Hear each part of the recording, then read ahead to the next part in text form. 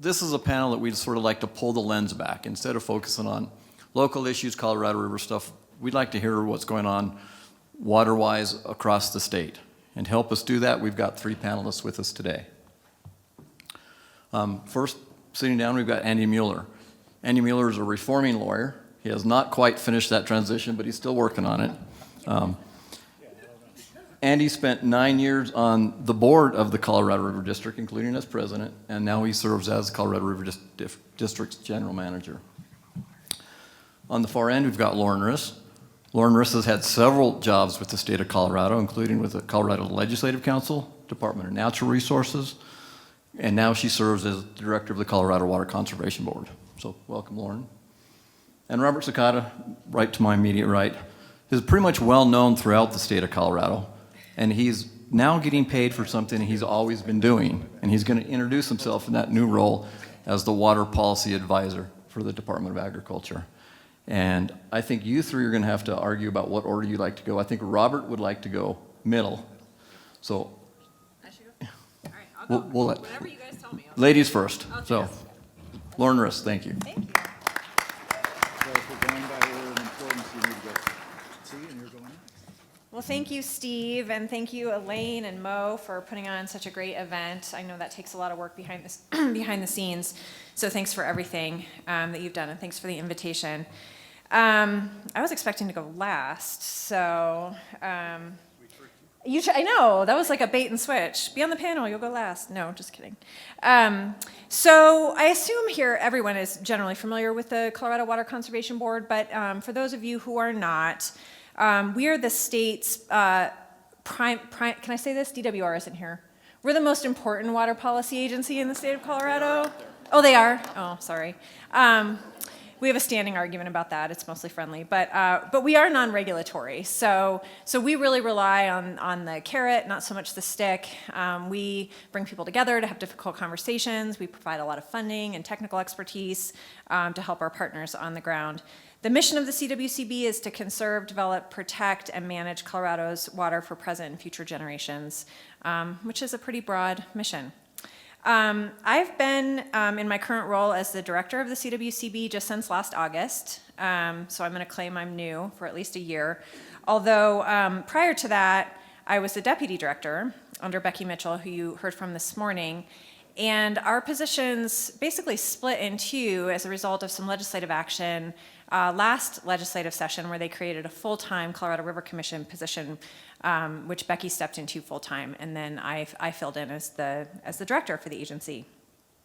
So I'm going to go through, I don't know, just kind of a quick rundown of the news at CWCB, and then I'll jump into some of the more programmatic things that we've been working on.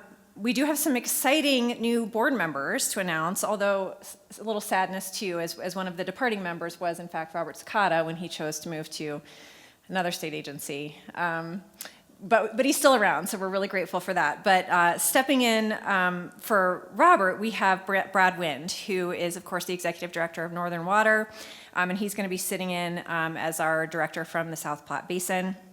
And then we also have, I like to say he's a recycled board member. John McClough will be stepping in as the director for the Gunnison Basin after the departure of Steve Anderson. For those of you, again, who are not familiar, our board is made up of 10 voting members that come from the major river basins, and then the metro area has its own basin director as well. And then also the director of DNR is a voting member on our board. And then we have a number of ex officio members that kind of fill out the rest of the table. Some news that's coming up here.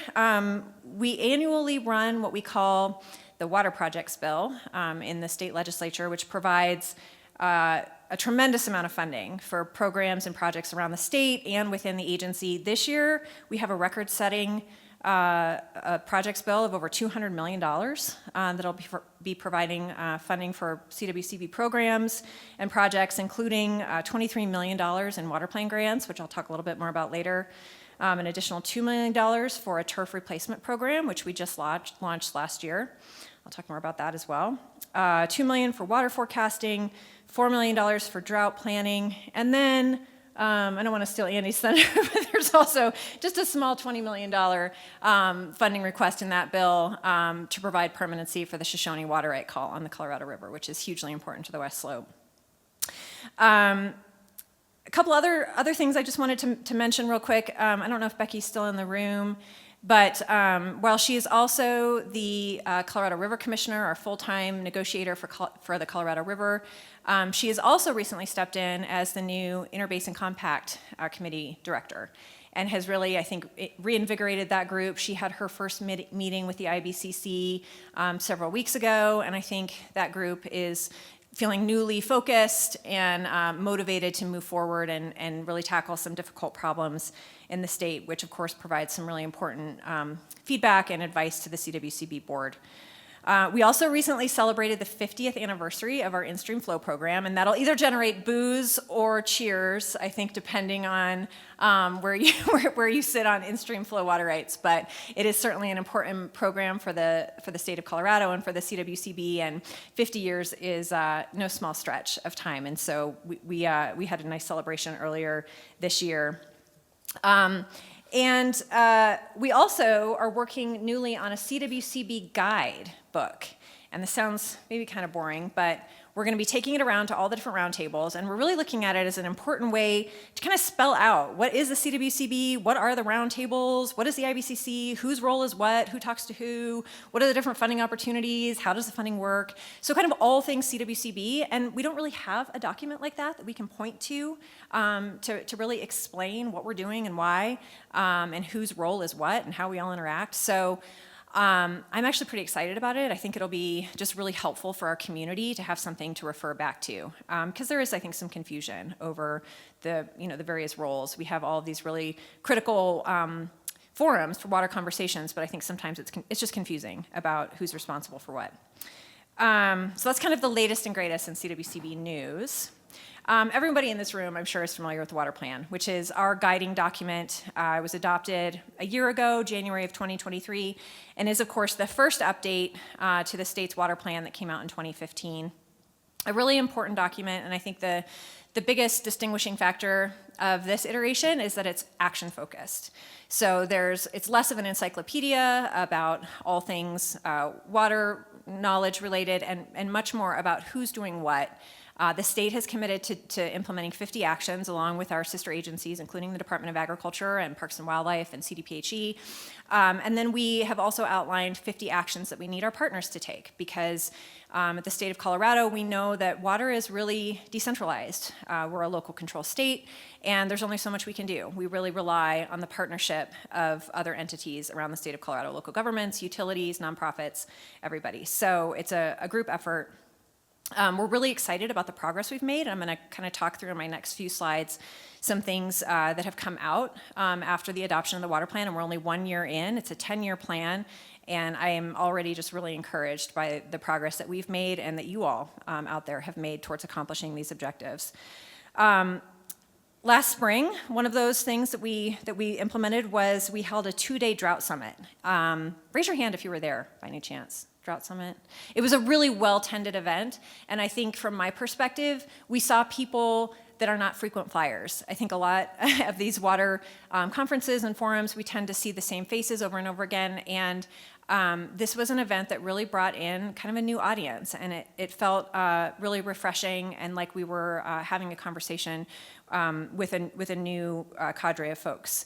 So that was a really well-attended event. It was held at History Colorado in Denver. And then recently in November, we held a C9 Summit. And this was a meeting of all the basin roundtables, the Interbasin Compact Committee, and the CWCB board. And we spent quite a bit of time talking about how we can really build capacity for projects on the ground. What are the missing pieces? We all know we need more money, but what else? What do we need to really get projects off the ground and meet the challenges that were identified in the water plan? We convened an urban landscape conservation task force, which is kind of a mouthful, but this was an effort that was appointed by the governor, Governor Polis, and was really centered around water-saving solutions that go beyond just turf removal in order to advance urban landscape transformation, which was, of course, one of the key focuses of the 2023 water plan. It was a 21-member task force, and they met 8 times over the last year and developed a set of recommendations that included turf replacement, but among other things, how to promote irrigation efficiency, how to identify a methodology for calculating outdoor water use targets, using price signals, how do we incentivize tap fees and better water rate structures, and adopt a turf policy to prohibit installation of non-functional turf. And we've already seen some of those come into fruition.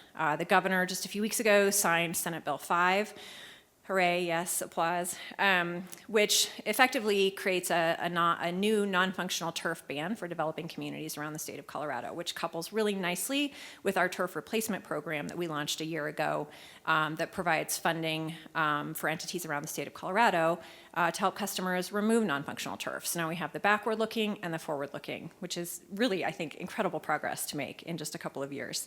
I feel like turf removal was kind of a third rail that nobody dared talk about in just the recent past. Keep up with my slides here. I also wanted to mention a couple of reports that were recently released that we are pretty excited about. We worked on these with partners. The first is the Urban Landscape Conservation Task Force final report. I just mentioned that, that task force that met. They came out with a really nicely formatted report that talks about how to reduce water-intensive turf, defines the vocabulary around what all that means, and really how we move forward. And I think the timing of all of that really coincided nicely with the recent legislation that was signed by Governor Polis. And as part of that, just earlier this week, actually, we launched a transformational landscape challenge with Resource Central that was funded through our Water Plan Grant Program, where we're encouraging local communities to submit applications for how they envision transforming their landscapes into climate-appropriate, low water use, and attractive spaces. And we've actually seen quite a bit of participation from the Western Slope in both the turf replacement program itself and also this landscape challenge. So it really is an effort that's happening around the state. I think there's maybe a misconception that this is really a front range program, but we've seen a lot of participation from the West Slope as well, so we're really encouraged by that. And the second report that I'm going to go into a little bit more here is the Climate Change in Colorado report, which we worked with researchers at the Colorado Climate Center at Colorado State University. And this report really combines and synthesizes relevant climate science information with the goal of helping to inform future management and planning of the state's water resources. I wanted to, before I go back to that slide, I wanted to talk a little bit about each of these reports in a little bit more detail. So starting with the landscape transformation, the challenge that we just issued with Resource Central, the application period is open until June 1st, and so you or entities that you're involved with, please encourage them to submit an application. We expect to have the first project deadline will be in October, and then we'll notify successful applicants this summer in June, and then we'll have project completion aimed for by June 15th. And then on the Climate Change in Colorado report, I did want to highlight just some of the outcomes because I think it's important as we look towards building a more resilient future and thinking through how the water plan really can meet some of these challenges, even though it's fairly depressing news. I feel really confident that as a state and with the programs and social infrastructure that we have available with roundtables and nonprofits and local entities and water districts around the state that we're really capable, we have the human capacity to meet the challenges. But some of the information in the report is quite striking. By 2050, the Colorado statewide annual temperatures are projected to warm by 2.5 to 5 degrees Fahrenheit compared to the late 20th century, and 1 to 4 degrees compared to what we see today. And at the higher end of that, about 5 degrees, will likely be seen in southwestern Colorado. So it's particularly important for this corner of the state. The models also predict a 5 to 30% reduction in both streamflow volume and snow water equivalency by 2050. Seasonal snowpack is projected to occur earlier in the spring. And of course, warming temperatures have and will continue to increase the frequency and severity of heat waves, drought, and wildfires in the state. The report touches on multiple hazard categories, but also specifically predicts that future warming will lead to an increase in wildfire events, which is probably no news to anybody in this room. So what do we do about that? One of the tools that we have at the CWCB is our funding programs. And that is, we only have a staff of 60. We have a number of technical and policy experts that work in our agency. But as I said before, we really rely on you all as being the boots on the ground to get the projects done. And so our role in that is that we're able to provide quite a bit of funding around the state. The CWCB is almost fully self-funded, primarily through the interest that's earned from our loan program. But we do have a variety of other funding opportunities for eligible entities in the state of Colorado, and I'm not going to spend a whole lot of time going through all of these because I don't want to steal the talking points that we have coming up in our next presentation from Cole Bedford, who's our Chief Operating Officer, and Laura Spann, who's a grant manager for CWCB. They're going to talk through some of the funding opportunities, but I did want to highlight a couple of these. One of which is we have a technical assistance grant program, and when we had the C9 Summit earlier this year, one of the results and takeaways from that event was really that we're lacking local capacity to actually write the grants, which is no small effort. You have to identify the grants, you have to put together a proposal, a budget, and then submit. And so we put together a technical assistance grant program that's meant to really help with the capacity needs around the state of Colorado for that. This is funded through ARPA dollars, and we provide grants directly to entities to hire their own grant writers or consultants to work on identifying federal grant opportunities. That's the main objective and goal of that grant program, is a federal application as a deliverable. So we've seen quite a bit of success with that program. If you're not familiar with it and that's something that you or your organization needs, I'd really encourage you to reach out to me or to Cole or Laura, who are coming up next, or of course look at our website. We have a whole bunch more information there. And then I also wanted to kind of draw your attention to our Showcase grant program, which is the water plan grant program, which is funded by taxes on sports betting revenue. And we've seen that grant program initially, I believe, started at about $12 million we were able to put towards projects around the state of Colorado. And now the projections are that we're going to have about $30 million in the next couple of years to work with. So we're really excited about the potential for that funding. And at our last board meeting earlier in March, we just approved 52 water plan grant applications, which will distribute over $17.4 million around the state of Colorado. And what's really exciting to me about that is that we received a record 70 applications for over $25 million in funding, which showcases the need, but I also think what's exciting to me about that is just the innovation that's happening on the ground and the willingness and eagerness of folks around the state to put in an application.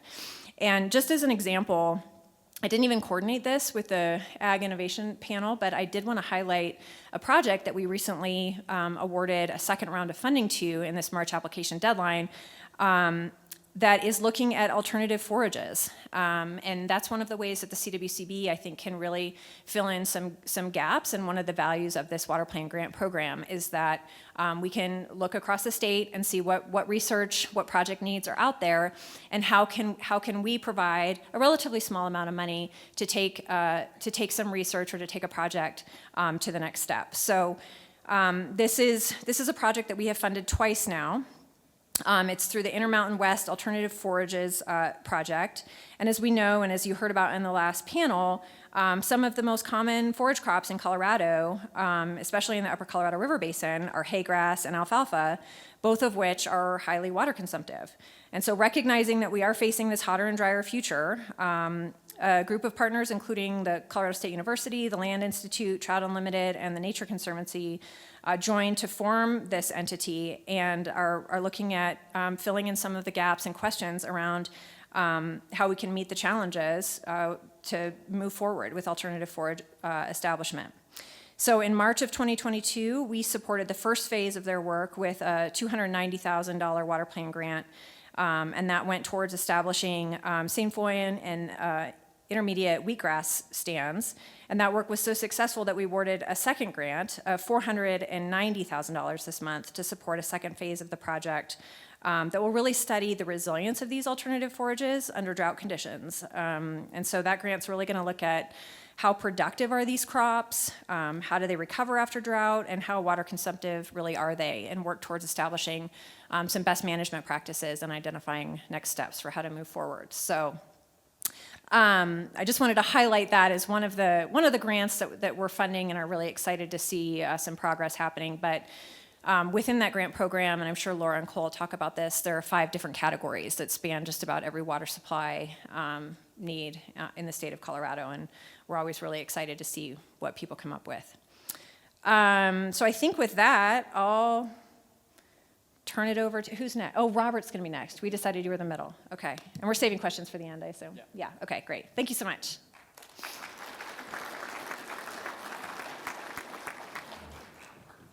That's when I don't want to stand up there. Can I use this mic? Yeah. If I can use, oh, perfect, thank you, thanks. Well, I had a teacher in, I think it was elementary school, said that whenever you're speaking, you should be moving because it's harder to hit a moving target, so I hope you don't mind. But I was on the CWCB board when we were looking for candidates for the director position, and I'll tell you, when Lauren Riss came up, her application, it just felt like all her life experiences led perfectly to become the leader of the CWCB, so we're really excited to have her on board. So thanks so much, Lauren, for joining us.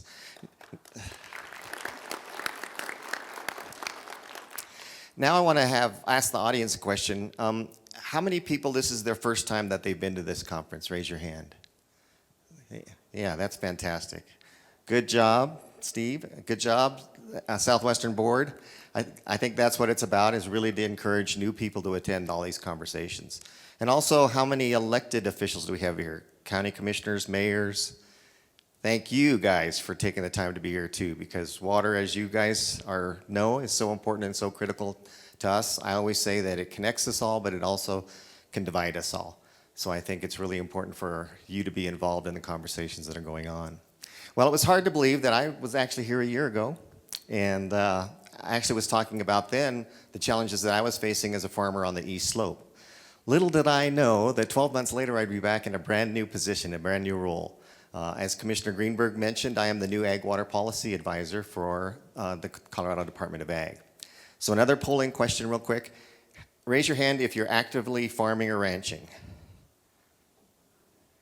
Great. Well, thank you guys. I think we should give those guys a round of applause. This is a picture of me planting onions. I love the shadow in the background, and my good friend here, County Commissioner from Chaffee County, Commissioner Felt, he relayed to me with his great observation that really, farming is kind of like fishing.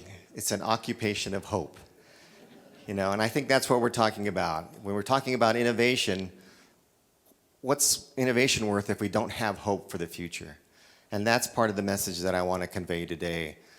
So today I'm going to tell you a little bit about my background, for those of you that I haven't had the opportunity to meet yet, a little bit why we feel like now is a prime time to have this new Ag Water Policy Advisor position in place, and then what we have envisioned so far for this position. Well, we know right away there's challenges in agriculture, right? For those of you that are farmers, you notice this is the 3-point hitch, and what's holding it together? Yeah, I like that laughter. It's my belt, right? Planting onions, we have a very short window, and we can't stop to get it done. So I literally had to take the belt off my pants in order to hold the planter to get done. And then, of course, we have other challenges. No, I didn't do this. This was an employee that decided he was going to use the loader to go check the water that night and had the bucket way up in the air so he could see, and he rolled it over. Well, have you ever felt that in life? You're not too sure which way to go, whether you're going to turn left or whether you're going to turn right? Well, that's what I felt like when I graduated high school. I saw how hard my parents worked, and somehow that occupation of hope was dimming in my view. So the last thing I wanted to be was a farmer when I graduated high school. I was very lucky. My parents were very supportive. They allowed me to go off and do what I wanted to do. So I went to the University of Colorado in Boulder, and I studied in the Molecular Cellular Developmental Biology department. It was an exciting time. I mean, in our lab, we were actually, this was early on, but we were actually synthesizing DNA in the lab. It was taking us about 3 months to add a single nucleotide base to a DNA chain. Nowadays, you can type it into a computer and it'll spit it out. Got to publish papers, but then I came to the realization that in my lab especially, we were so competitive, for that grant money, that my postdoc would actually have me hide lab equipment from my other lab partners so that we could get results first. When I graduated high school, I was idealistic like a lot of us were, and I wanted to win the Nobel Peace Prize for finding the cure for cancer, right? But I didn't want to do it that way. And so I was pretty lost. So what did I do? Like all good college kids, I went to Steamboat Springs, right, and taught skiing. Yay! But that was probably the best thing that I ever did. The good Lord was really looking down on me. I got to teach 3 to 6-year-olds how to ski. And if you don't take anything else away from my talk today, I hope you'll take this message of what I learned this one day. This is one of my early classes. The little girl came up and she pulled on the pant leg of my uniform. And she goes, teacher, I think I'm in the wrong class. Well, to this day, I still remember her name tag was on her coat, and she was on my class list, but I thought I'd better ask her why she thought she was in the wrong class. So I said, Bethany, why do you think you're in the wrong class? Well, there's this awkward moment of silence. And then she enunciated as clearly and as slowly as she could, Teacher, do you speak English? Well, it was amazing. The lesson that I took away from that was that really, I think we have to be open to all kinds of questions, and we can't be afraid to ask those questions. I simply answered her, yes, Bethany, I speak English, and we were fine for the rest of the day. How often is it that we get in a turmoil with each other, with our neighbors, with colleagues, just because we're afraid to ask the question, and we're afraid to have an honest dialogue back with them? So I hope that's the one thing that you'll take away from this. Well, the smartest thing I did was I only stayed in Steamboat 1 season because I saw too many people that were like me, that were searching for something and were kind of lost, and they got stuck there and were unhappy. So I moved on, and much to my parents' dismay, I became a bartender in California. Did I mention I minored in child psychology in college? So that's why I was using this. But I eventually helped the owner open up about 3 restaurants in the greater LA area, and I was driving to work one day, and they were talking about drive-by shootings, and I said, you know what? Maybe that desire of mine to find the cure for cancer was really going back to the farm. And so I ended up going back to the farm, was welcomed back to the farm by my parents. And something that really surprised me was how our employees welcomed me back. Because without me there, their future was kind of uncertain.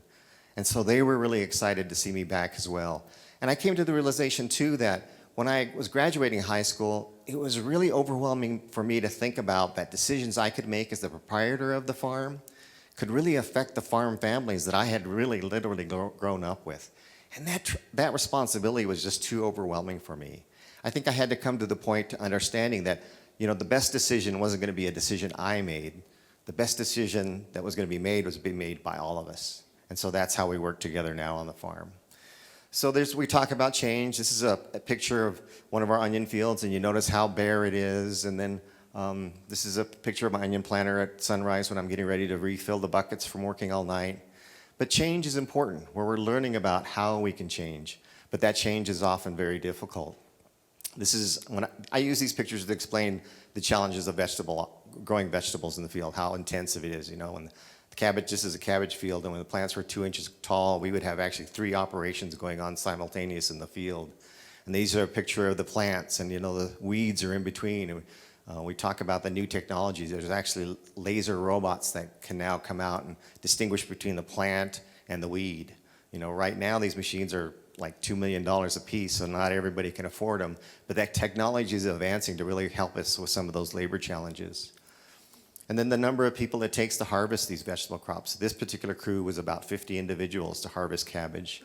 I had this tradition that at the end of every season I would retire my gloves and my hat and my shoes because they would be really worn out. And they would smell bad too. But this is one of the challenges too, when we're talking about the challenges in agriculture and how we can overcome this. This is from the USDA Economic Research Service. And on the far left-hand side, farmers on the farm only get 7.9 cents out of every food dollar. 7.9 cents. That's all that goes back to the people that are really growing and raising the food that we eat. And even though the cost of food have gone up, how much you're spending on food has actually gone up the last couple of years, the majority of that increase is due to people going out more to eat and not necessarily what's being produced on the farm. Well, this, oh, see, there is a little sound. If it was actually through the whole speaker system, it'd be interesting. This is another challenge, is the weather. This is a hailstorm that a whole center pivot of onions was just about ready to harvest. They took that out. And I often remind people too that all of the research that we're doing in crop production is really efforts in water conservation as well. Because literally, when I lost this whole center pivot of onions, I literally kind of wasted almost 230 acre feet of water. So all the research that we're doing in agricultural production helps. And this was a result of another hailstorm, sweet corn, that was just about ready to harvest. And I thought it was really ironic that in the Denver Post, the food section had the headline saying, "Colorado farmers say industry must get smart." Was somebody laughing at me back there? Yeah, we know that we need to get smart, right? And so even more changes need to be made. This is a picture of drone footage I took, and you look at the dry ground in the background. This is over one of our fields. But really take a notice of the houses in the background that are going on, that are creeping in on us. And then also as it continues to pivot around, you're going to see water storage bodies. Those are actually gravel mining operations that have now been turned into water storage. This is along the South Platte River Basin. And then right in the lower part of the picture on the left-hand side is actually our neighbors who sold off their water and now have it's just dry land, and he fights to keep the prairie dogs out of it now, which is a shame. So now a little exercise. For those of you that can, I'd like everybody to stand up. Thank you. Good. All right, stretch a little bit. Now, if you were born and raised in Colorado, if you're born and raised in Colorado, stay standing. Everybody else sit down. So if you weren't born and raised in Colorado, sit down. And just a little brief comment about that. If you noticed how I termed that, born and raised in Colorado, this is where it's something that's really exciting that we have an opportunity to learn something new every time. I had the opportunity to learn from Lorelei Cloud. Lorelei, I hope you don't mind me pointing this out, but I always used to tell this story, and I always used to say, okay, if you're a Colorado native, and I thought, you know what? And I visited with Lorelei, and it's, you know, even though I was born and raised in Colorado, I'm not really a true native of Colorado. And so really thank you, Lorelei, for pointing that out, and that I continue to say that story, that if you're born and raised in Colorado, I point that out. So thanks, Lorelei, for pointing that out to me. All right, now, so everybody that's born and raised is standing up. Now, if you have kids, sit down. If you have children, sit down. So the only people that remain standing should be people that are born and raised in Colorado and don't have any kids, right? And I'm one of them. All right, so everybody that's sitting down, this is all your fault. Right? It's all your fault. Thanks, everybody. You can sit down now. But it really is amazing as we're looking around, as we're driving. I hadn't driven through Durango in ages, and it's amazing to see the growth that's going on. And so when I looked at my past experiences, Peter Butler, I think, is here. I served with him on the Water Quality Control Commission. I served on the SWCD. When I looked at some of the opportunities that I had in my life in serving Colorado, it just seemed like it fit this position pretty well. Lauren Riss talked about the climate document that was talking, and this is some of the charts that go through some of those changes. I'm going to switch real quick. So that's actually a QR code that'll take you to that website. So if you actually want to see the climate report, that's there. I really recommend that you read it. It really has some interesting information. And again, like Lauren said, if we're going to build resiliency in what we're doing, we really need to be thinking ahead what the future may hold for us. And then, of course, this is a map of the population growth. Even though population growth is supposed to slow down in the state of Colorado, we're still going to be faster than the national average. So that's putting huge demands on our water resources. These are just recent figures released from the USDA Ag Census. And the red figures are actually Colorado-specific data, which really kind of scared me. The first one actually indicates that Colorado, since 1997 to 2022, has lost. There's been a reduction in over 1 million irrigated acres in Colorado. Now, this is the whole state, so consider that it's a whole state. So a lot of that is in eastern Colorado, where they're having groundwater pumping issues, and in the Rio Grande Valley. But this is amazing what's going on. And then total farm expenses was another one that just shocked me. For Colorado, for some reason, farm expenses in this same time period has gone up by 117%, where the national average is closer to more expectable 17%. So again, why is that happening in Colorado? I think on the good news, because of the work Commissioner Greenberg has been doing, the number of farms has actually increased, and the beginning farmers, Colorado's actually ranked number 4th in the nation for the number of beginning farmers we have. Well, we're taking this position very seriously. Commissioner Greenberg has put the Ag Water Policy Advisor right up there in senior management, and those are all the departments that have some connection with it, whether it's conservation, animal health, plant industries. So really working to connect all of those. Job description-wise, again, I report directly to Commissioner Greenberg, help advise on policies. Lauren Riss talked about the water plan. Look at what action plans the Department of Ag will be interacting with CWCB on. Again, being that connector to the different agencies. Lauren Riss talked about that, how water is really spread out a lot among different agencies. If I can be a connector of those dots, that'll be part of my goal. And then also with the educational institutions, with the Water Center, you heard from Dr. Perry Cabot. What's the research that we need to have going on? What are the barriers to that? What are the hurdles? Is there anything that the Colorado Department of Ag can do to help with that? This is just a fun picture. I think, did I show this? I might have showed this odometer last year. No, I don't know whether I did or not. That's my pickup, 500,000 miles, yay. Upper left-hand corner is the climate, just the number of droughts. That's my calendar, because I've made the commitment over the this next year, and I've taken the word no out of my vocabulary. So if you want to visit with me or need me to speak at an event, just give me a call. I may have to say I can't that day, but I definitely will make it there. And then the state of Colorado, we're looking at the entire state of Colorado. It's important that we develop policy that's good for the entire state. And why? Well, this is why. This is actually a picture of my dad on the left and then me on the right. Eric, we talked about this just during lunch, about the importance of heritage and carrying on. I think that's really so important in our history and agricultural history. And I was actually also so fortunate that there was actually a book written about my dad, about his history and heritage.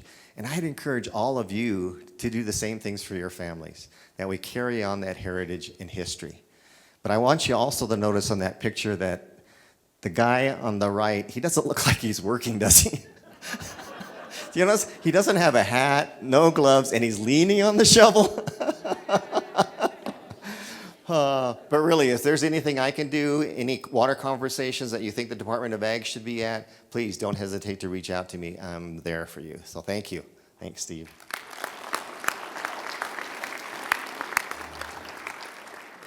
Thanks. I always hate following Robert. Well done. I'm Andy Mueller, the general manager at the Colorado River District. Want to talk to you about a number of things that, if I can figure out how to use this. Bottom. Up. Yeah, I think I need a. That's the arrow. Yeah. There we go. So the Colorado River District has a remarkably similar mission to Southwestern Water Conservation District. We were formed in 1937. A few years later, for some reason, folks down here thought that was a good idea and formed Southwestern. It's really important to understand that our districts have a dual mission, and that is to protect West Slope water users and to safeguard for Colorado all of the water to which it's entitled under the compact. We assist the state in doing that, and the state clearly takes the lead, but we're here to help in all sorts of ways. You can see from this slide that Southwestern and the Colorado River District sit squarely, as Vice Chair Cloud said, within ancestral Ute lands, and we often need to honor that and understand that. We also produce, between our two districts on the western slope of Colorado, 70% of the average flow in the main stem of the Colorado River. And that comes from our snowpack, which I know people feel like is normal, but it sure feels light to me, having just driven over Red Mountain Pass and Coal Bank and Moeller.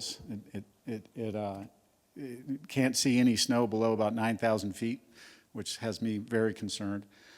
But it's a hard-working west slope here, and it produces water for 40 million people, 5 million acres of irrigated ag. All of those gray spots, for those of you from the Front Range or Arkansas, Greg, I apologize, we paint you guys in the gray, dark black area. But those are exporters. That's where the water gets exported out of the basin for use, and it gets used for very good purposes. It feeds people, it provides water to taps and fire hydrants, and we recognize the value of that. But it does cause impacts in the Colorado River. And as folks were saying in Southwestern, there's exports to the Rio Grande coming out of here as well. So it is something that we all work on and recognize, and I think have to recognize that as a state, we have an obligation to our population and to our environment and to our industries, including agriculture, to keep them thriving.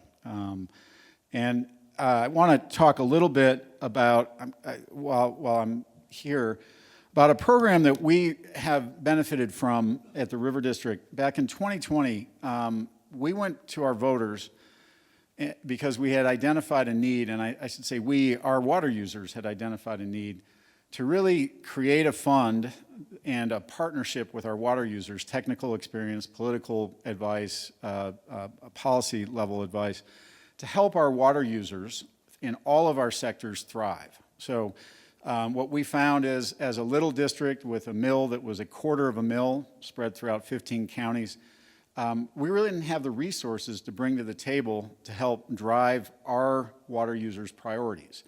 And so we spent a lot of time thinking about it and came up with a suggestion that we would create a fund with additional tax revenue where we would reinvest into our community. And that we had a quarter of a mill, as I said, spread 15 counties. We went to our counties and asked, in the middle of the pandemic and the recession that everybody was afraid of, please double our tax revenue. Anybody here on the West Slope want to double your tax burden? Because no one in our district was excited about it, except for the 72% of our voters who voted for it, right? 72% of the most anti-tax folks in the country said, we trust the River District enough to give you more money, but we're going to hold your feet to the fire and make sure you do what you said you're going to do. And we have. So in those, since 2020, we've reinvested about $19.2 million of tax money back into our community and projects throughout our 15-county region. We have leveraged with that $19 million. We have brought in another $77 million and counting from outside agencies, including, I might say, the Colorado Water Conservation Board and the Department of Agriculture. So we very much appreciate the partnerships we have there. But it has allowed our water users to envision a future where they're secure, where they know that they have resources to make sure they can survive. That's from little towns like Somerset, Colorado, up on in the Gunnison, that could not figure out a way to provide clean drinking water. It's farmers and ranchers in the Grand Valley, in the Uncompahgre Valley, up in the Yampa, who we're helping with crop innovation and crop switching with the SWCD. We are investing in science in terms of snowpack predictions, and along with the state. We are trying to help every water user sector. So we're doing a lot of multi-use ditch and diversion restructuring to help our fish populations get up the ditches, to help our ag users have less labor in getting the water to their fields, to have our boaters be able to go over diversion structures without risking their lives, right? Helping all of people come together to use those water resources. It's a really fun job, I gotta say, and it's because our voters trusted us enough to increase that money and increase their own taxes. It's interesting, we do some triennial polling of our voters, and we polled last year, and the weirdest number came back to us, which was 93% of our likely voters said that they would vote again for another tax increase for the River District. Now, we're not doing that, but it's a really interesting statement in today's environment that if you do it right and you're talking about water and you serve the public's needs and you're transparent about it, people will, in fact, spend their money, right? We have a small staff, not as small as Southwestern, just want to say. We have 25 people. Steve's got 2, and a really great contractor in Elaine and others. But our staff, compared to some of the folks we do business with, are very small, but very active. We put miles on our cars, almost like Robert Sakata puts miles on his truck, but we try. But I want to talk about one of the projects that's really critical to us, and you've heard it mentioned, Lauren mentioned it, and I think it's been in the papers a bit, and it's a weird one, and it's hard to understand if you're not on the main stem of the Colorado and don't see it as it frequently is. See if I can actually figure out how to use this. It's the Shoshone Power Plant, right? So this is a power plant that lies in the middle of Glenwood Canyon. It's a hydroelectric power plant. It's non-consumptive. Its oldest right was appropriated in 1902 for about 1,250 cubic feet per second. There's a junior right that brings the total appropriation up to 1,408 CFS. And it, by virtue of its location and the date of its appropriation and its volume, it really controls and commands the flow of the Colorado River. And it has been privately owned ever since it was in place, ever since it was constructed. It makes about 15 megawatts of power, which is roughly enough to power 15,000 homes or maybe one data center. But it has been an essential piece of Western Colorado for a long time. It is a blip in terms of power production for the company, the parent company that owns it. It's owned by something called Public Service Company of Colorado. It is a wholly owned subsidiary of Xcel. So Xcel is a massive company serving 8 states. This is a smaller, one of their oldest facilities. But when it comes on, I want to just point out, so on the right side of that slide, you see the Adams Tunnel all the way down to the Boosted Tunnel. Those are diversions from the Colorado River. There are several more in there too, but roughly 500 to 600,000 acre feet a year come out of the headwaters of the Colorado to help the Front Range be economically viable, right? And so those are all junior to Shoshone. So when Shoshone kicks on, when there's not enough water in Glenwood Canyon, those diverters either have to shut down, or many of them have developed replacement pools of water where they send water out of a West Slope high mountain reservoir down to Shoshone so that they can continue to divert out of priority. And because of that, the Colorado River continues to thrive. It thrives environmentally, it thrives economically, and the communities that depend on it thrive. Now, if the power plant were to go offline permanently, more water would go east, and frankly, more water would be diverted by upstream West Slope users, including my district. We own a reservoir up above it outside of Kremling, Colorado. We would be in priority more often. We wouldn't have to build any more new infrastructure. We would just be able to take more water, us and the Front Range and others. And what that would mean is that we would have less water in the river for our downstream farmers. We would have less water in the river to help our cities divert water and treat it for drinking water. We would, and less quality of water. We would have less water for the trout fishery and the recreation that takes place from the headwaters all the way down to the state line.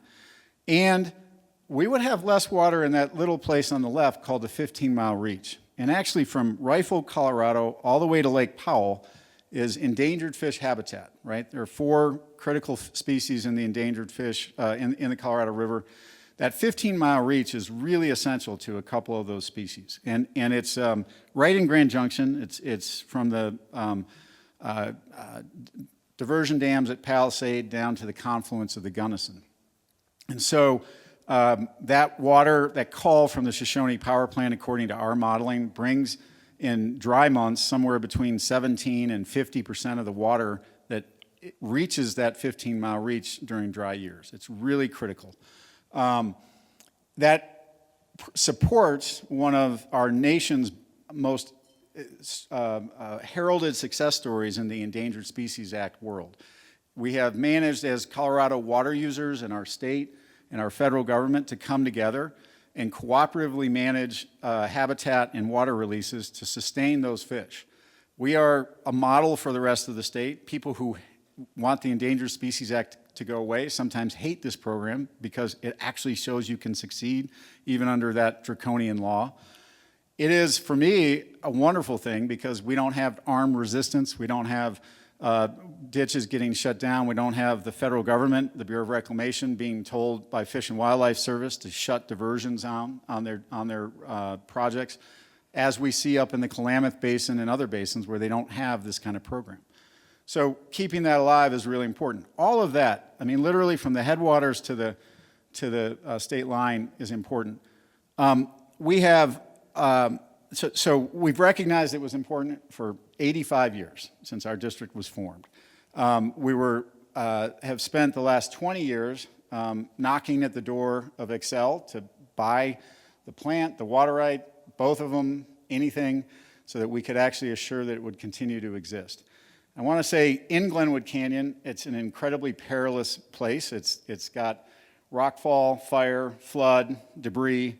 It is today not operating, hasn't operated for over a year because there's about 100 tons of rock perched up above the plant on an old head frame that stopped it from smashing the plant, but they haven't yet figured out how to get the rock off without hurting the plant. So it's still not in operation.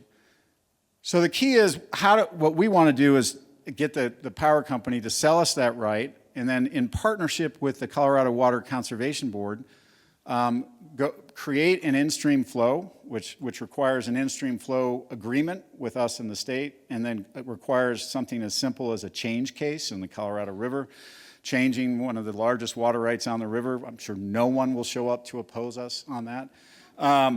And then once we get done with that, we just have to show to Excel that we have the $99 million purchase price, right?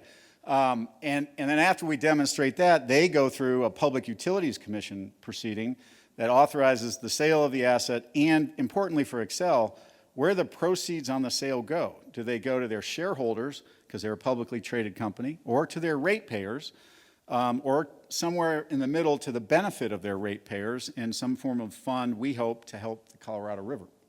But that's the deal. And so we signed the agreement in December. The day we signed it, my district, because we had this money from our voters from 2020, we were able to say with great certainty that we would put up the first $20 million. We then proceeded on an effort that we had started in August to ask the Colorado Water Conservation Board to match our funding, which graciously they did. They had a lot of questions, which I think is really important to do if you're a steward of state money. And in the end, those members who were present voted unanimously to support the $20 million grant. Well, that gets us to 40, right? So we're still a little ways off from the 99.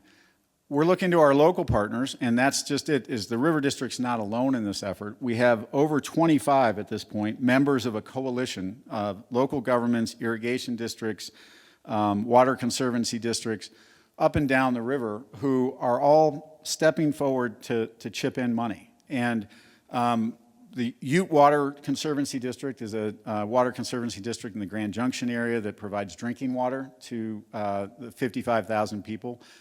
Oddly enough, only their backup water supply comes off the main stem of the Colorado River, so they don't benefit directly a whole lot from the Shoshone flows. They put up $2 million to step out as a leader and say, hey, we can do this. So we're on track right now. We think we will raise about $20 million from our local partners. And we're looking to the federal government through an Inflation Reduction Act program to fund the balance of that. Doing a lot of work with our federal partners to talk about what information and data they need to help us with that.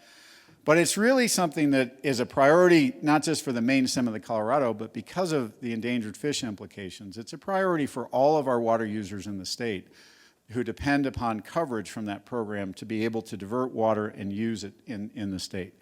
So we're very excited about that. We think it's a great thing. This is a list of some. By the way, this was our original partnership. We have since, literally getting cold called by government entities on the main stem of the Colorado to ask how they contribute. We're getting private citizens who want to know if we've set up a 501c3 to help support it. That's how excited people are. My job recently has been to go in front of city council, county commissioners, water conservancy district boards and explain the deal and talk to them about what their contribution might be. And as someone who used to do land use practice in front of these governments, it's like the nicest homecoming I've ever had because they all love it and they're happy and it's a really different experience.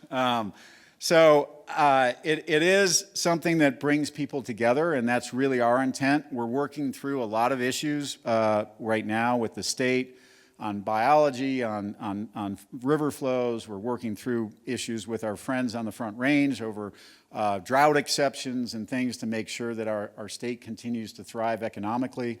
And it's really, really a fun opportunity, but it's something that you can do, we can all do when we come together, right? This was a priority that our district never, ever was able to imagine how to take down until our voters supported our funding. And that, if you can take that away, you've got a sleeping giant here in Southwest Colorado that can help secure your future, and our future is changing. We will have less water. We will have hotter temperatures. There are interests down below us that want that water. You heard Becky and Esteban extremely politely talk about that this morning. And I think it's really critical that we act collectively together to get this done. And I know, farmers, ranchers, Westerners, we're very independent. We're very individualistic. The reality is there's not a single water project in this state that happened without collective action, right? It may, on the smaller ditches, may have been the collective action of a few families. On our bigger ditches, it's the collective action of a community. It is, in the larger projects, it is the collective action of the federal government that got this done. And so how do we do that today, even as we see life being polarized by our politicians and our parties? It's that we look at what's important to life, where we are, and how we succeed by bringing people together. And that's what we've been able to do at the River District within our district, and we hope beyond. So it's a pretty exciting time for us. I think that's really what I had to say today, but I welcome questions, and thank you for listening.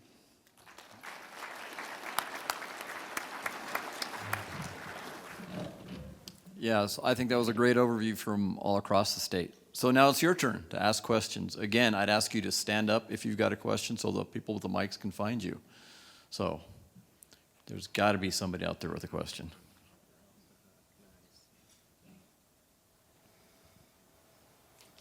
Right back here. Who? And then after that, we'll go to you, Naomi. Yes, I wonder if you're establishing a precedent by paying $70,000 per acre foot for the Shoshone water right. My other question is, usually when you do a change case, you can only change the water that's been consumptively used. Can you describe to us how you did the change case and then whether or not that's a precedent? Yeah, excellent questions. We're not actually paying 70 grand an acre foot. If you look at it as a perpetual water right that will be an in-stream flow, it within 1.5 years, it is less than the amount paid by the Bureau of Reclamation and the Upper Colorado River Commission for an acre foot of water in the System Conservation Pilot Program. It's less than that $509 an acre foot. If you look at the value of the water that goes through the 15-mile reach and beyond that into Lake Powell. So the value is the longer it exists, the lower the value per acre foot becomes. And so we're not actually setting a market price for that. And in fact, the appraised value at $99 million, we had it appraised, Excel had it appraised back in 2016 and 2017. And it used as comparables some water right transactions back in 2016 and 17. Both of them did. And those comparables today have doubled in price. And so our price didn't double. So luckily our partner at Excel didn't want to, well, they did suggest at some point that they should be charging more, and we were suggesting less. But we locked it in at that appraised value from 2016. So we're certainly not setting a precedent per acre foot in this deal. And then secondly, on the change case, it is unusual that you have a non-consumptive water right going through a change case. I can tell you back when I was a water lawyer, I actually ran a couple of those cases through the water courts. It is not unprecedented, and it does happen. I moved a couple of hydroelectric water rights on some ditches up in the White River and the Yampa around a little bit. So there is precedent. Sometimes being a little creative is an important activity if you're looking to preserve your communities. So can we get Naomi? If you want to stand up so the mic folks can find you, can we get a mic up here? Oh, I don't need a mic. No, wait, because we're recording this.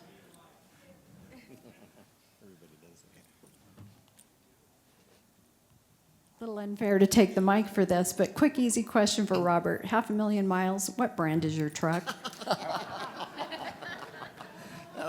Thanks for that quick question. It's a fabulous Ford. So. Being sponsored. Yeah, I know. I should ask for sponsorship. And I'm sure it's got more than 500,000 at this point. It does. Yeah, it does. Yeah. Other questions? Over here. Oh. Go ahead, Steve. Okay. Andy, is it, when you do the change, are you going to do an in-stream flow? Is it going to have a reach associated? You're just changing it to an in-stream flow. That's what you have to add to make the change case, correct? Right, and so the reach on the in-stream flow is the 2.4 miles between the current point of diversion and the point of discharge from the plant. So that's the location of that water right will not change, and so it keeps that water right in place for that for the river. So the upstream point's the same, and that you're adding the 2.4 miles downstream as the reach the CWCB can monitor. Right. Okay. Right. Thanks. And just to clarify, this is a little unusual of a situation in that the CWCB won't actually own the water right. It will continue to be owned by the River District, but we will, through an in-stream flow use agreement, be able to use it as part of the program. And just to answer or anticipate a question, that too is not unprecedented. There are a number of water court cases that have, or water practices by the CWCB that have created those kind of rights in the past. So it is, again, creative and helpful, but it is a way, I think the key with this in-stream flow agreement is we believe that our interests align with the CWCB, but we want to make sure that if we're spending public tax dollars, both our local dollars in the states and hopefully the federal tax dollars, that we're going to protect that resource and lock that protection in. And so having both agencies involved in that in the long run is the way we think it's most likely to succeed that way. Question over here, and then we'll go to you, Don. Yeah, I'm one of the newbies here, so it seems like my questions are along different lines. But I know that there is talk and consideration of bringing in produced water, not only for the oil fields, but beyond. And so I'm wondering if there's any forethought, any considerations to the assumed, I think that, well, it's a lot of things that are unknown when we start bringing these kinds of things to light and to potential.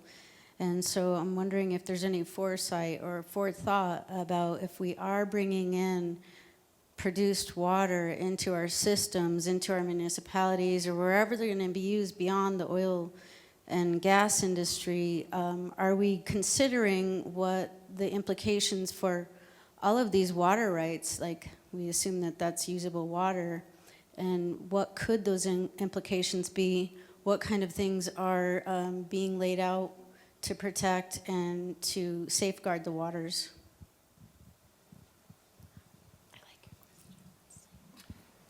I can kind of address the water quality side. When I served on the Water Quality Control Commission, the big issue was they're looking at what the quality of the water that's being produced is, because if they were going to have that water go into a stream, they would have to meet the standards to protect the uses of that stream. For that side of it, the Water Quality Control Commission really has purview. Yeah, and I would say, you know, produced water under our state law, depending on where it's being, what depth it's being produced from, has been deemed by statute to be non-tributary. So, you know, we were making fun a little bit of Arizona earlier and not understanding the laws of physics where all water is deemed tributary to the nearest stream. In our state, that is the default, but there are exceptions to that default, and you can prove up water truly being not tributary. I think the industry calls it fossil water sometimes, where they say you can't, you know, it never will interact with the surface streams. When that law went through, I can tell you our district had a lot of heartache about that being passed, because we don't, at our district, didn't believe that the science is clear enough to show that that produced water really is all non-tributary, and so we are concerned about that produced water potentially harming senior water rights, surface water users, and even our well users in our district. But that is the state law, and so we comply with it, and I believe the industry does as well. So, Thanks. Don Schwint. My question is follow-up to Steve's.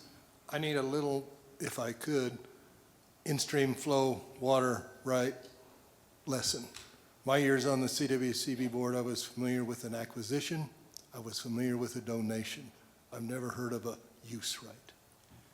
well, it is an acquisition. It's not a. I'm not going to get the word right.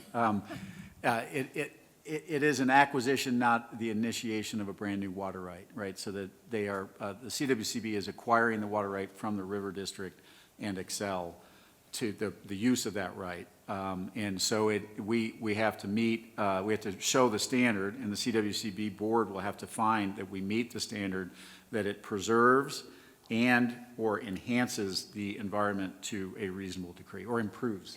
Improves, yeah. So it preserves or improves. Yeah. The process is generally the same as an acquisition or a donation, but you know, we've done this about, I don't know, what did we determine, 9, 10 times with other entities in the past. So it's not brand new. I know Don has a follow-up, and then we'll go to Ken behind Don. Maybe I used the wrong word, appropriation. Appropriation to acquisition now becomes the question. Yeah, and this would be under the acquisition portion of the statute, so, which is where you get into whether or not the water right improves the environment to a reasonable degree. So, Okay. Go ahead, Ken. Following up on that change case that you're going to be running, which should be interesting, but what would you be claiming as far as your historic use time period will be restricted to the power plant time slots? Yes, our intention at the River District, and I think I can't speak for the CWCB, but I think we share the same intention, which is We're not interested in not trying to enlarge the use of the water right. We are trying to maintain the status quo. And so it's the question as to when that power plant has operated historically and when the call has operated historically, mimicking that through the in-stream flow, but not enlarging it. And Greg. Thanks, Steve. All three of you have alluded to concerns and challenges about the reliability of our water supply as we look at climate factors in particular, but also maybe in the face of continued growth in population and demand. My take is all three of your agencies have been involved in some pretty interesting innovations in terms of being able to do better at modeling and projecting snowpack and how snowpack will convert to actual usable water. I'm just wondering if you could speak to those efforts that are underway. Thank you, Chairman Felt. I neglected to mention in my comments that we do have two board members here with us today, including Greg Felt, who's our current board chair, and Lorelei Cloud, who spoke earlier this morning, who is our first tribal representative on the CWCB. So I want to take that opportunity, since you spoke up, Greg, to remind everybody of your other role.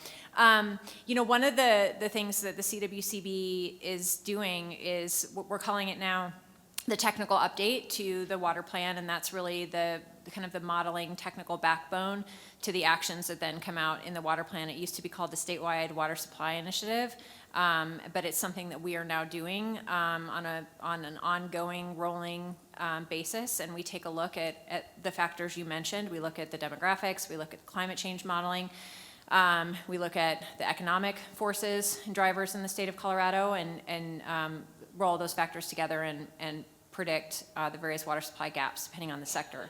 So we haven't started that update again for this next planning cycle, but we'll be doing that shortly in the next couple of years. But actually, do I have it with me? The technical update, oh, I do. I have the summary. So the technical update is available on our website and has a lot of really interesting dynamic tools that you can play around with the drivers and then see what happens to water supply around the state. You can kind of change the levers and kind of play around with it, frankly, which is pretty interesting if you're a dork like we are. But that's, I think, the primary tool that the CWCB has is really through the technical update.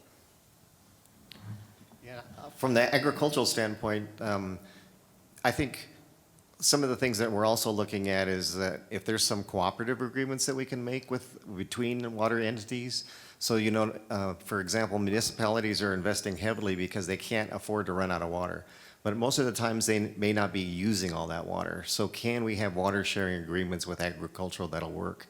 I mean, it's really challenging because we heard the conversations in the morning session about you have to have a market. And if you step out of that market for a season, you may have lost that customer forever. So there's some of those barriers that we need to overcome.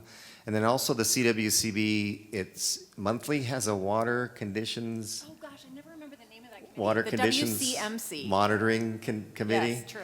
Yeah, so if you go to the CWCB website monthly, they have a report that includes a state climatologist, NRCS, talking about snowpack, snow water equivalent.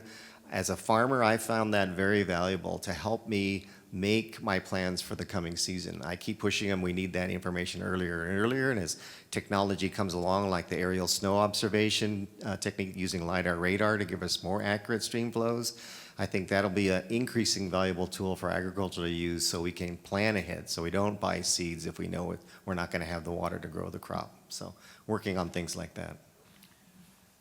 yeah, and I would say, Greg, that's a great question. I mean, in addition to investing our taxpayer money into the ASO or the Aerial Snow Observatory, we do have about $600,000 a year our district pays the USGS for stream gauge monitoring and water quality gauges within our district, one of the largest cooperators with the USGS in our state.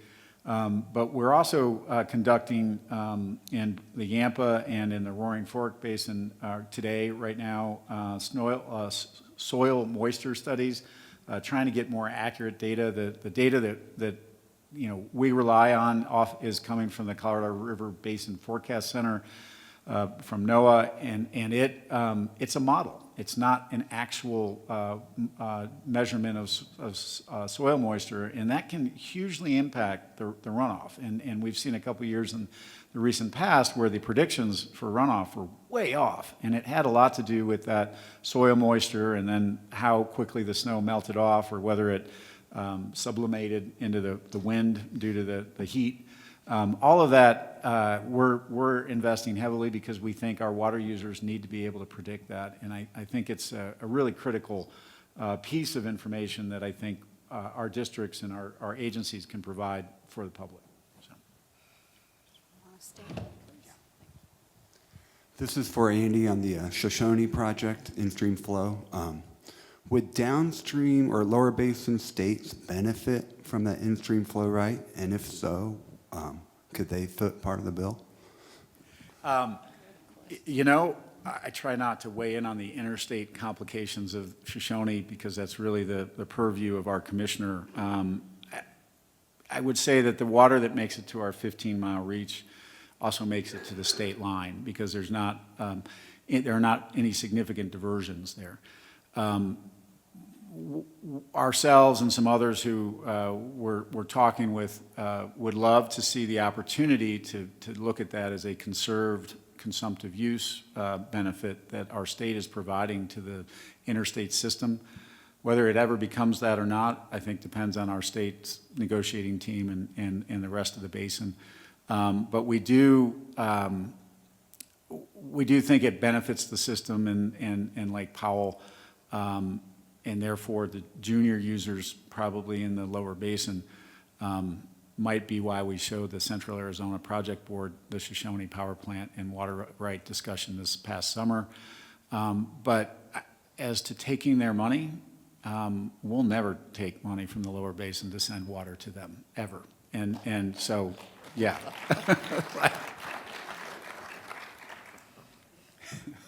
Question over here.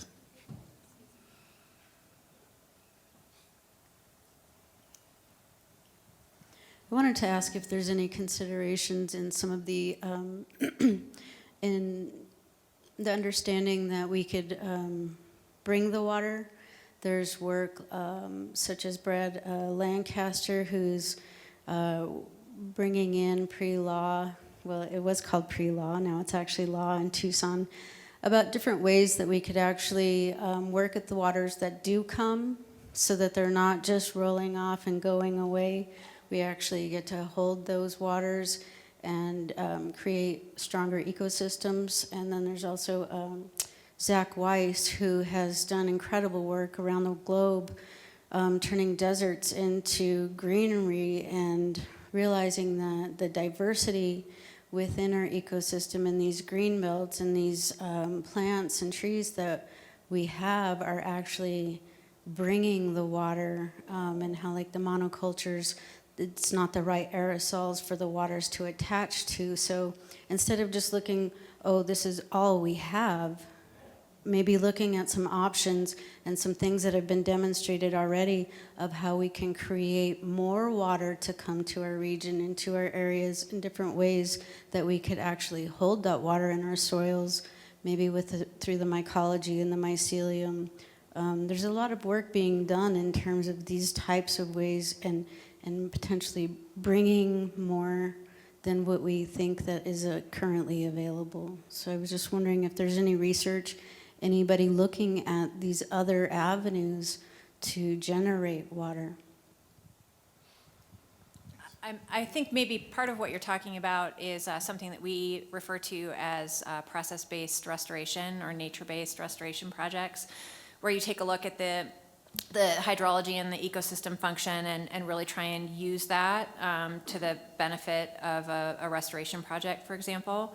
And that I think that is something that's getting more and more attention, even from federal agencies, like the Army Corps of Engineers has really kind of leaned into that. There was a pretty robust conversation last year at the state legislature over doing just that, and making some tweaks to state law to make sure that that we're able to do that effectively and in concert with our prior appropriation system. So I do think that's becoming more and more a part of the conversation. And I think fundamentally a lot of that goes back to some of the things you're talking about really are related to forest health and watershed health, which are just hand in glove with water supply and protecting reservoirs and infrastructure and making sure that we all have clean water. So do you have anything to add, Robert? Yeah, I think there's a conference called Sustaining Colorado Watersheds. Is a great conference you might look up. They talk about the low-tech process-based restoration, and it's I found it very valuable to attend that one. Yeah, and I would say we also are, have spent some money trying where we have local constituents who are interested in the process-based restoration and really using kind of the natural infrastructure to retime water in rivers. I think it's a little different than what you're talking about. But I would also say the state and our district and others also invest in cloud seeding, which is a different form of essentially water enhancement, trying to bring additional water molecules down to the ground out of existing clouds. And